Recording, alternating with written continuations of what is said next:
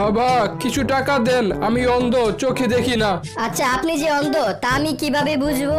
ওই যে দূরে একটা কুত্তা শুয়ে আছে, দেখতে পারতাছো? হ্যাঁ দেখতে পারতাছি। কিন্তু আমি ওই কুত্তাটারে দেখতে পারতাছি না। আচ্ছা তুমি জেলখানায় হাবিলদারের চাকরি নিতে আসছো, তুমি কি এই চাকরি ঠিক মতো করতে পারবা? জি স্যার।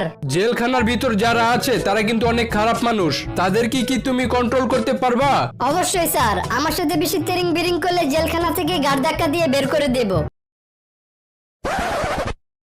এই এত জোরে গাড়ি চালাইতেছো কেন? তুমি কি আমাকে মারতে চাইতেছো নাকি? না স্যার, আপনার যদি বেশি ভয় লাগে তাহলে আমার মতো চোখ বন্ধ করে রাখেন, দেখবেন ভয় লাগবো না।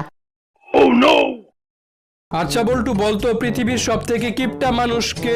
স্যার আমার পাশের বাসার জাহাঙ্গীর। কেমনে বুঝলি উনি পৃথিবীর সব থেকে কিপটা মানুষ? উনার বাসায় একবার ডাকাত এসেছিল, উনি পুলিশকে কল না দিয়ে বারে বারে মিস কল দিতাছিল যাতে উনার টাকা না খরচ হয়।